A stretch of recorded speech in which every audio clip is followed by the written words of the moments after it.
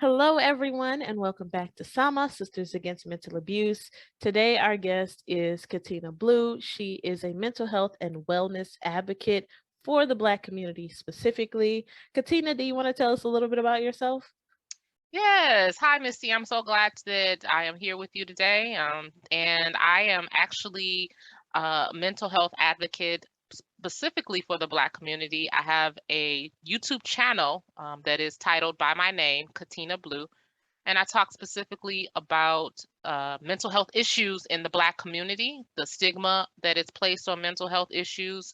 And I also talk specifically about anxiety and OCD on the channel because I am a sufferer of anxiety and OCD. So I just talk about how to be well. I give some remedies and natural remedies that you can use for natural like cures for anxiety and OCD. And I also do like just an overall general mental health approach to how to be well. So that's pretty much a little bit about me. And of course, thank you for being here today. So, today we're going to focus on something that is probably not the norm because when we think about mental abuse and all of the, gaslighting and all of these love bombing, all these sorts of things, we think about romantic relationships or maybe even family relationships. But today we're going to talk about the workplace and we're going to talk about mental abuse and bullying and these sorts of things at the workplace because we should also take this just as serious as we would a relationship because we spend an overwhelming percentage of our lives at work. And Katina, I know that you have a few stories. Why don't you share with us? Just kind of give us an introduction and just talk about where you're coming from. So I was always a very shy and kind of timid person because of bullying when I was younger, and so I kind of took that with me into the adulthood and took it into workplace environments where I would not speak up for myself all the time sometimes, and I think that caused people to think that I was weak. And anytime somebody thinks that, if they have the tendency to be an abuser and they see that quality in you, then they will come after you more so than they might somebody else. And so that's what I encountered in several workplace environments is that I was quiet and kind of to myself, and that gave people ammunition to do the abuse. What I call abuse is mental abuse that I felt happened to me. Okay. And so you told me that you were working in an office? That's right. Okay. I was working in an office, and I was working with mostly women and mostly black women.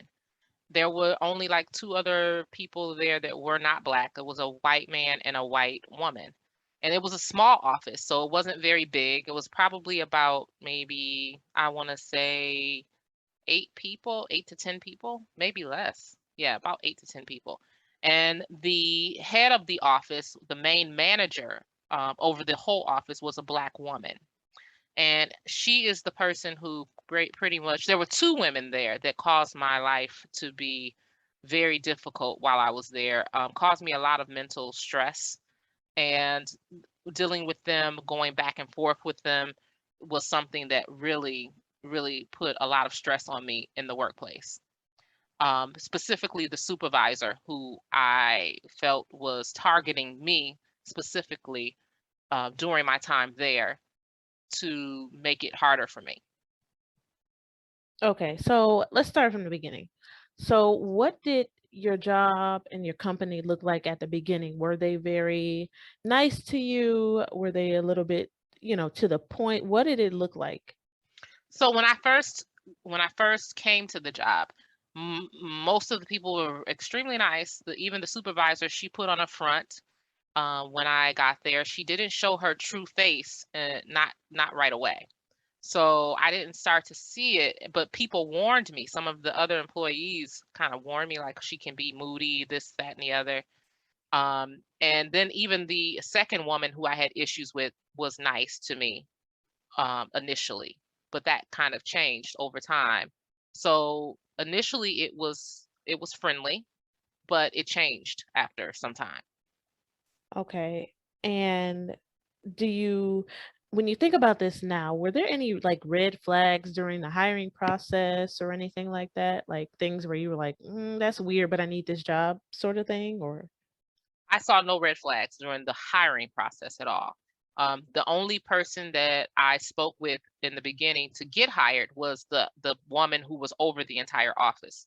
And she was very nice in the interview process, very nice when she hired me, but she was like Dr. Jekyll and Mr. Hyde.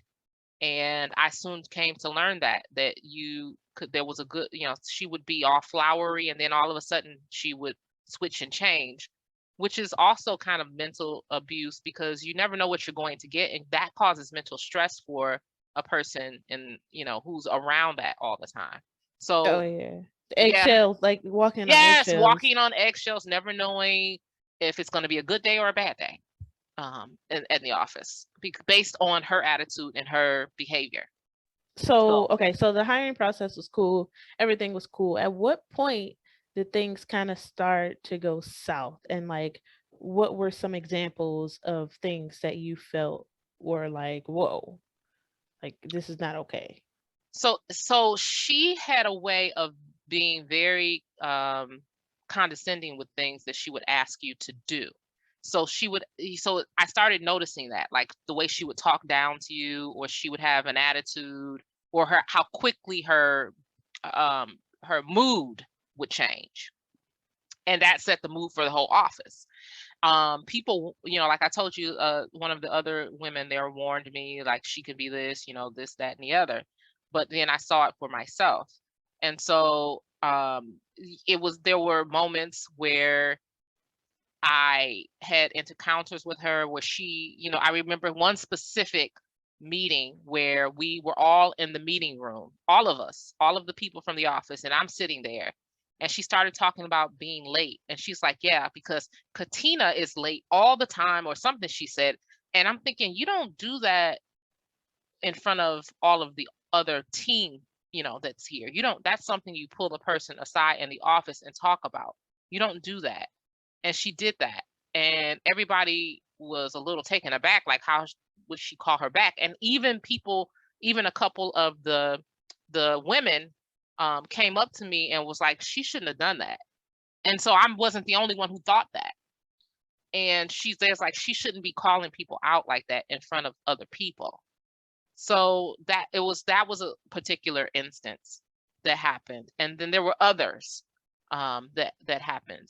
So that was one that stuck out in my mind because it made me feel very embarrassed. And that was her MO. She would do things like that, like get into a meeting and call people out instead of calling them into the office and talking to them on one-on-one. So, like a kind almost public humiliation or Kind of, yes, like that. Like she would humiliate you in front of the other workers. And so, okay, go ahead. and then when I confronted her about it, she said, "Who put you up to this?" Because she knew I was very quiet, and I wasn't a person who talked a lot, and I wasn't a person who stuck up for myself. So she assumed that other people put me up to it, which I did get ammunition from the couple other women, because I felt like they're right. I'm like, they came up to me and they're like, she shouldn't have done it. I'm like, you're right. And they're like, so I was like, yeah, I'm gonna go talk to her, because if I don't say something, then she'll do it again.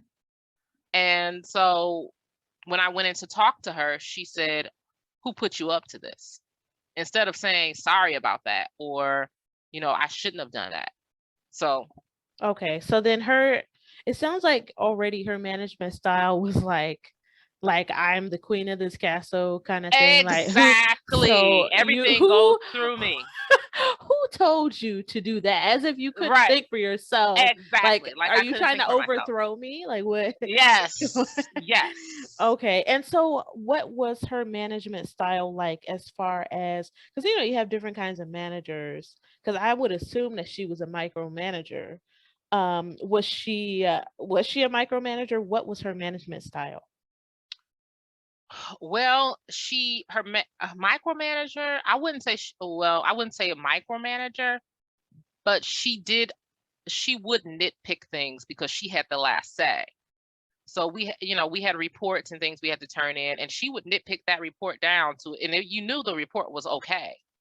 but she would do things like that to let you know, like, I guess I'm in charge, so you have to do this over, or you need to change this or that and the other. And sometimes the things she asked to change were so like simple, like things that didn't need to be changed, but she would do it just because she could.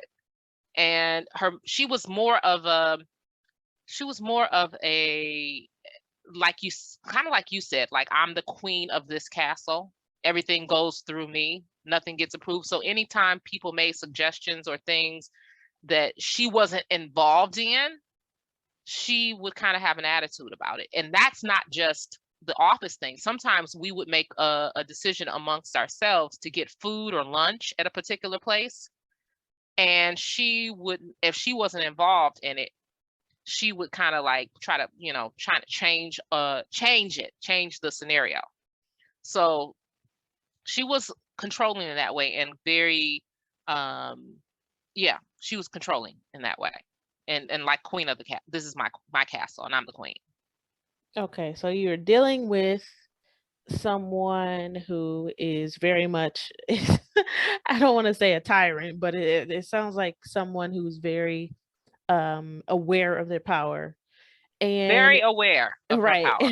And so you mentioned someone else as well that you were having a difficult time with at the same time? Yeah, so there was a woman there by the name of Vicky, and I had some interactions with her that were very mentally stressing for me. And I did not know, she didn't like me, and I did not know why for the whole time I was there, until she told me like a year later that this is why I don't like you. And it was something so stupid, something really stupid.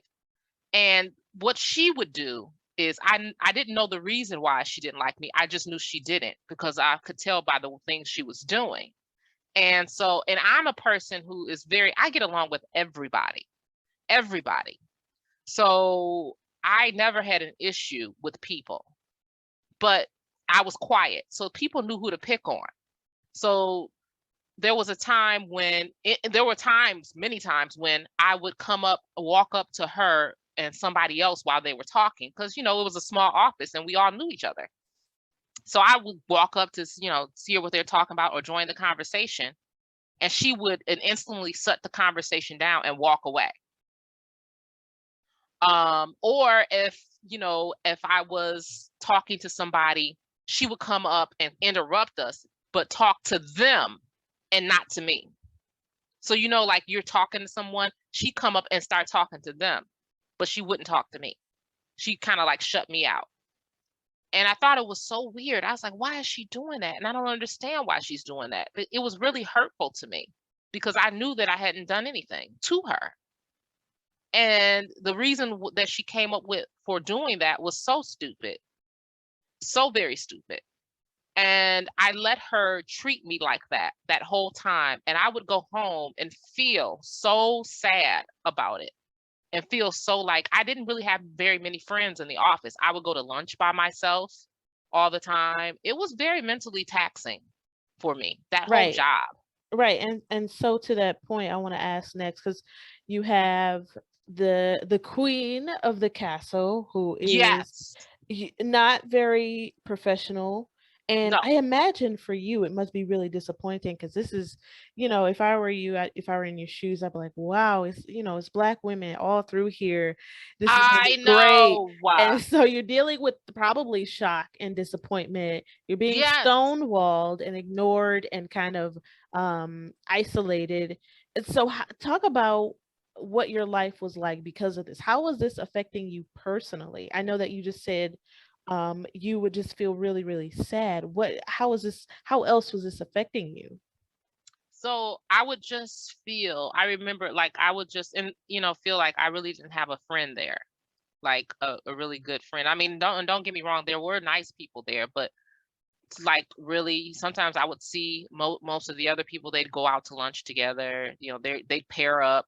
Even the supervisor lady, the queen of the castle, she had the assistant supervisor. She would kind of go out to lunch with her.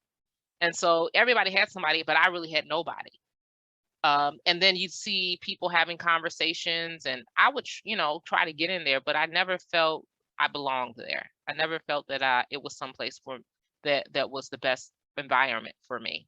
And I suffered, greatly. And I would sit at my desk sometimes and feel alone, very alienated, isolated, especially with the woman who was treating me poorly because she didn't like me.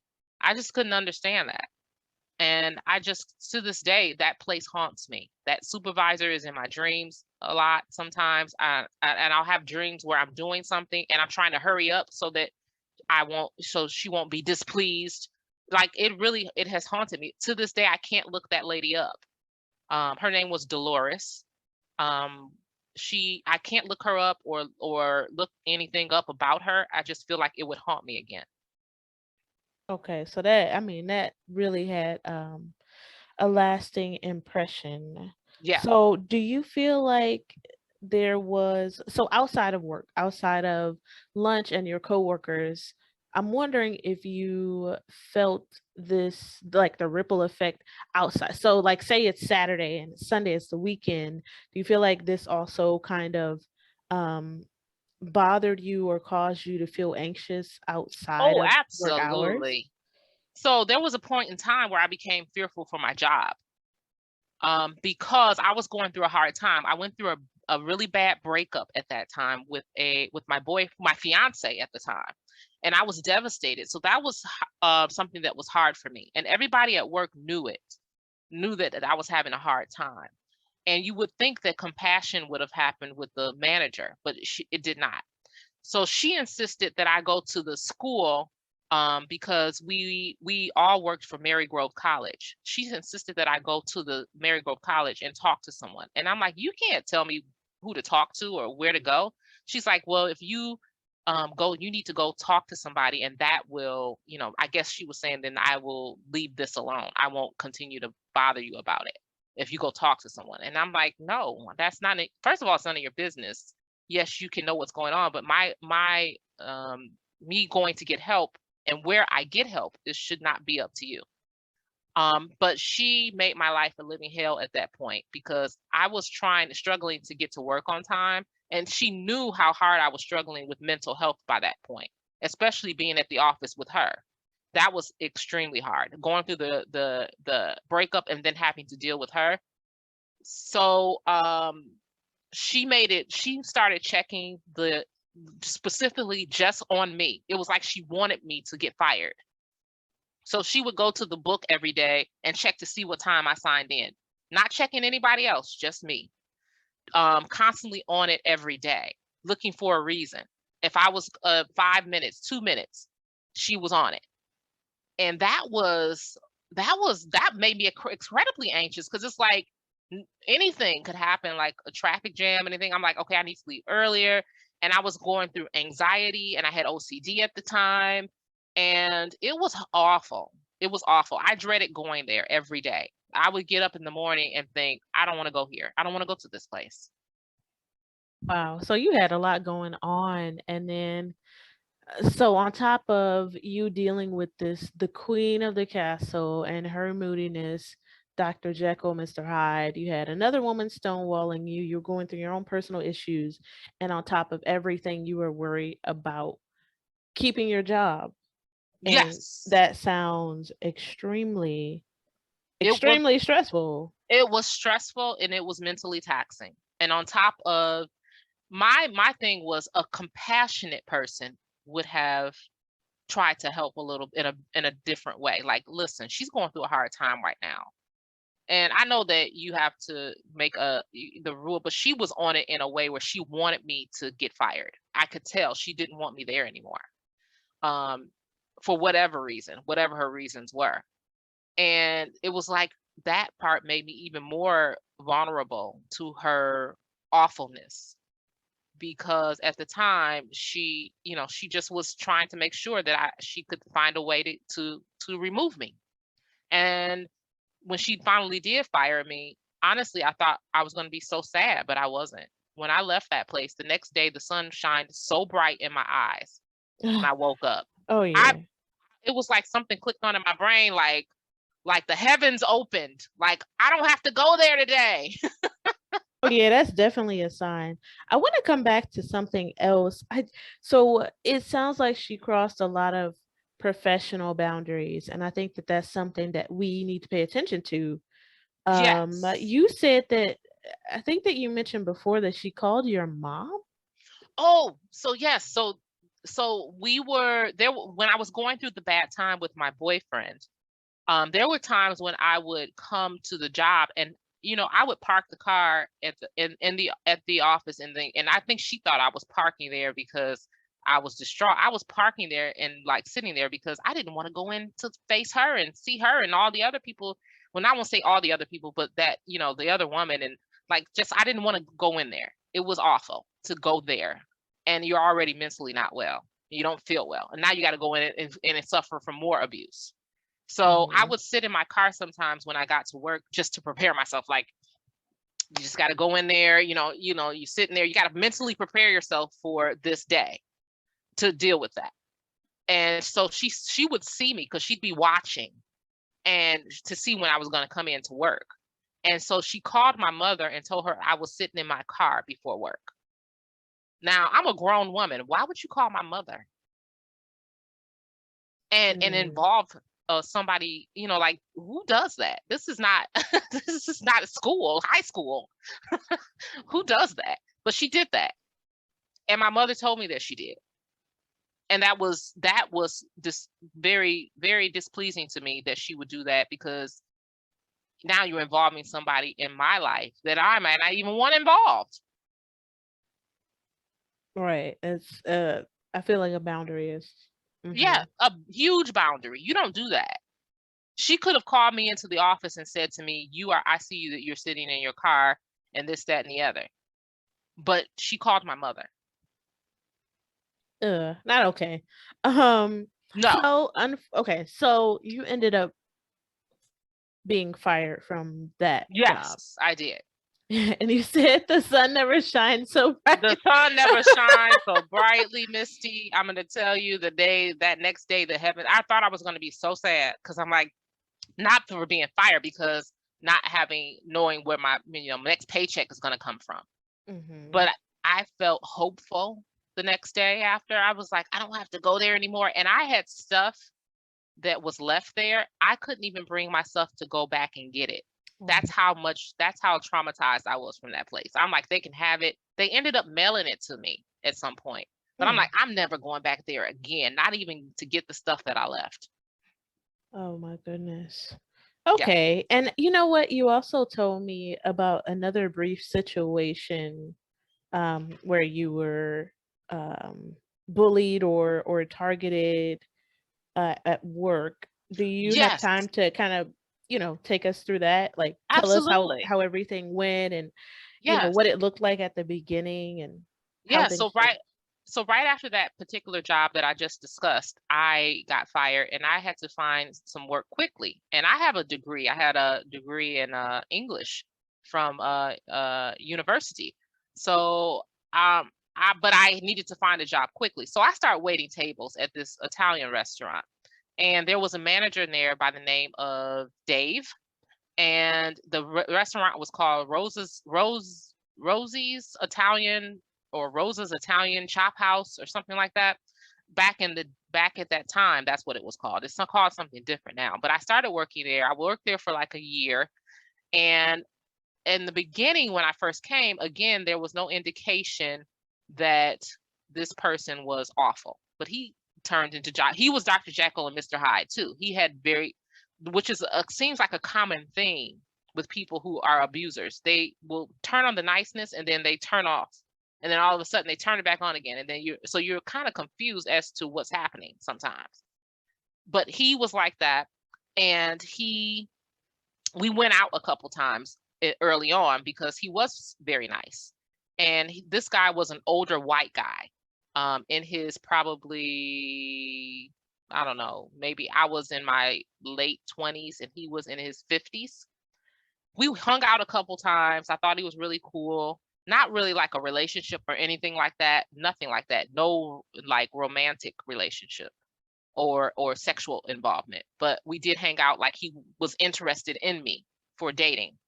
And then we went out a couple times, and then it didn't work out.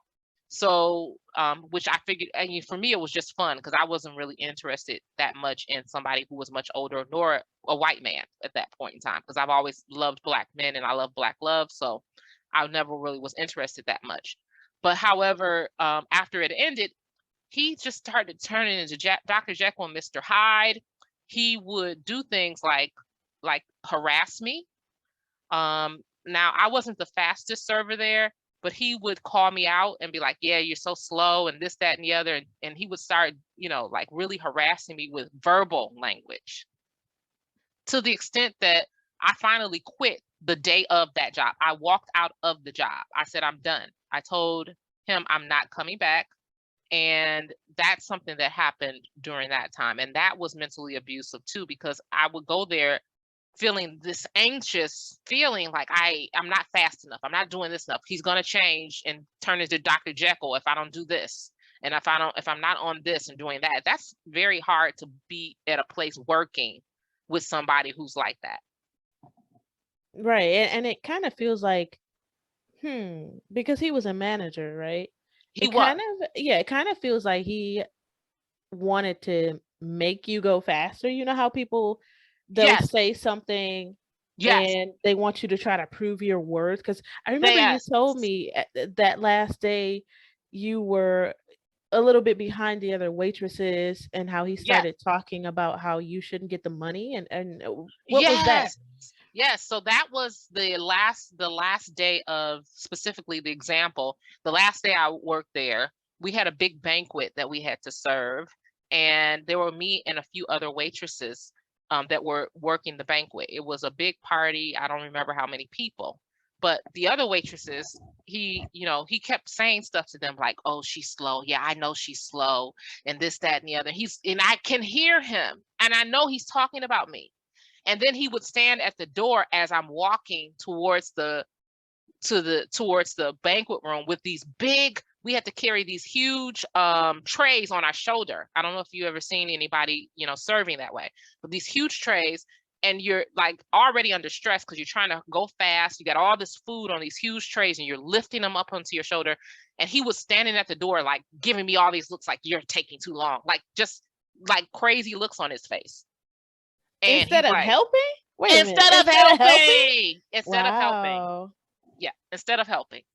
And then he told that's when he told I heard him telling her, "Yeah, well, if she's not going to hurry up, you all can just keep the money." And I'm doing the best that I can at that point. And I could not understand why he was picking on me, except for he thought I wouldn't do anything about it. Um, and so finally I got fed up, and I was like, "I'm tired of this." I said, and I started to cry. And he was like, you know what he said? He said, "Look at the baby. Look at the baby crying." Just like that. I'll never forget it. Wow. Yeah. Oh, wow. Yeah. Okay. Yeah. Yeah. And So so you ended up I leaving. left after he said that. I said, "That's it. I'm done." I took off my apron. He was the manager there, but there were two owners. There was a woman named Maria and her brother Tom who owned the restaurant. They just hired him to do management. The Tom worked in the kitchen and Maria worked at the bar as a bartender. And I walked into the kitchen and I told Maria and I told Tom, I said, "I'm done. I am not coming back here again. I'm leaving. I'm tired of him. I'm tired of his crap." And I took off my apron. And they were kind of like I was still a good waitress, even though I might have been a little slower. I was there. I never not showed up. I was there all the time. I came every single day to that job. Never missed hardly ever. And so they were kind of from the looks on their faces sad to see me leaving. And he told me that, "Oh, well, Dave is in the office. He wants to talk to you. If you want to go in there and talk to him." I'm like, I don't want to talk to him anymore. I want to go. Bye. And I actually took off my apron and left there, walked out of that place, and never went back ever again. So it sounds like from that first incident with the office job, it sounds like you set some boundaries, or like you grew into someone who wasn't afraid to walk away from a toxic situation. Yeah, all of those moments shaped me into somebody who just doesn't put up with crap anymore. And that thing that that woman did to me, that woman who stonewalled me and was shutting me out and like cutting off conversations before, if I saw her and was in a environment with her today, I would know exactly how to deal with her. You wouldn't Oh, She would never treat me like that again. And that manager would have been reported. I would have called Marygrove College and said, I'm having very big issues and we need to have a meeting between the two of us and a mediator. I would have taken charge of the situation in a different way. oh Um, yeah. yeah. And Okay. the guy situation, I would have done that completely different too. He would have never gotten that far because I would have had let him have it right in front of customers and without caring about losing my job. Yeah. So what kind of what are the takeaways? Like what advice do you have for other Black women that may be in, I mean, let's just call it what it is, toxic and mentally abusive workplaces? What do you have for them? Well, what I will tell somebody is that the abuser does not like to be confronted. But when you do, there's a certain amount of power you take from them. You must confront. And if you're a person who is like me and you do it in a professional way, you don't have to curse them out or anything like that, but you let them know, I see you and I see what you're doing. You let them know that there will be some kind of maybe extra going above their head if they continue. You just don't sit and let them do it, because it will become a position where you go in and you will regret not saying something in the future. And you will go to work every single day feeling awful, mentally stressed, mentally not well. That exactly what I felt. So my takeaway for anyone is what I would tell them is to confront. Do not let anybody treat you like crap like that on a daily basis. Do not let when Dr. Jekyll comes out, confront Dr. Jekyll. I don't care how scared you are. They're just bullies. They're not anybody to be afraid of. That's my point of advice. Don't let them do that to you. You don't have to take it. And also with women who treat you poorly in the office, or men, anyone, call them out right away when you see it. In a way that, for me, if I could go back, I would have called that woman out who was constantly cutting me off in conversations. I would have said to her, you know what, you do this a lot. Is there a problem? Do you like have a problem or issue with me? Just like that. Just call them out. Because you will be amazed when you call people out. And I've had to do that many times since those two conversations, since those two incidences. I've had to call people out to their face. And when you do it, it really shines a light on them. And they kind of stop. They stop a little bit. Yeah. So, and if you can't get it to stop completely, then you need to take the next step of precautions for yourself. All right, then. Thank you so much for coming on, Katina. I know that you mentioned it, but everyone go check out her YouTube channel, Katina Blue. She does some really cool stuff, and she shares like her journey with her mental health, and it might be helpful and it might be comforting for other Black women with anxiety or Oh, yeah. OCD to listen. I know that you do like the dance breaks, and that's pretty cool too. Yes. That's really unique. Yeah, I have a Friday night dance. I don't do it every Friday yet, but I do have a Friday night dance for mental health. I'm just on there dancing to music, acting crazy, being silly, just trying to cheer people up who have mental health issues. If you are not feeling that great and you want a good laugh or you want to dance, see me dancing to some good music, come over and look at my Friday night dance video. And also, if you have anxiety or OCD or any mental health issues, I have like motivational videos. I've got some remedies for anxiety and OCD, natural remedies. I talk about medications. I talk about everything over there. So if you want to come over and say hello, leave some comments, watch, subscribe, Please do. Yes. And I talk specifically to the Black community also in a lot of my videos about dating Black men with mental health issues, and dating just everything. I talk about everything. So, yeah, please come join me. All right, and thank you.